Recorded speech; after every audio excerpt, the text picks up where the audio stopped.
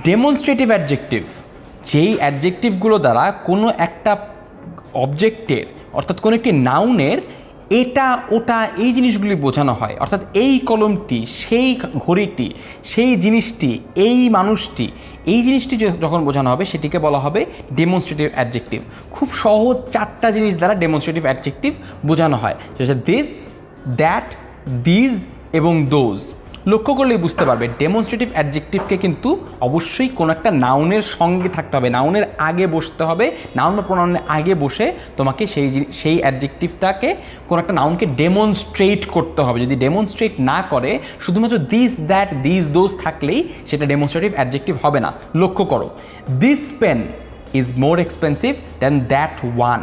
এইখানটাতে তুমি এই কলম এবং সেই কলম, এই দুটো কলমকে তুমি নির্দেশ করছো, অর্থাৎ দিস পেন এই কোন কলমটি, এই কলমটি, আর দ্যাট পেন কোন কলমটি, এই কলমটি। অর্থাৎ তুমি দেখতে পাচ্ছ যে এই দিস এবং দ্যাট দ্বারা দুটো আলাদা আলাদা বস্তুকে নির্দেশ করা হচ্ছে। এই যে নির্দেশ করা বা ডেমনস্ট্রেট করা, এই ডেমনস্ট্রেট করাই হচ্ছে এই ডেমনস্ট্রেটিভ অ্যাডজেক্টিভের কাজ।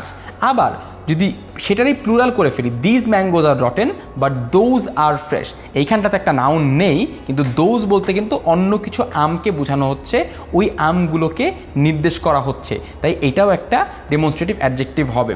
দিজ ম্যাঙ্গোজ আর রটেন, এখানটাতে আর ম্যাঙ্গোজ কথাটা কিন্তু একটু সাইলেন্ট আছে। These mangoes are rotten but those mangoes are fresh, অর্থাৎ এটিও একটি ডেমনস্ট্রেটিভ অ্যাডজেক্টিভ। কিন্তু সবসময় দিস আর দ্যাট দেখলেই সেটা যে ডেমনস্ট্রেটিভ অ্যাডজেক্টিভ হয়ে যাবে তা কিন্তু নয়। যদি আমি বলি তোমাকে যে দিস ইজ মাই পেন, সেই ক্ষেত্রে এই যে দিস কথাটি সেটার সাথে কিন্তু কোনো নাউন সংযুক্ত নেই, বা নাউন বা প্রোনাউন এটার সঙ্গে সংযুক্ত নেই, এটার সাথে সরাসরি একটি ভার্ব সংযুক্ত হয়েছে।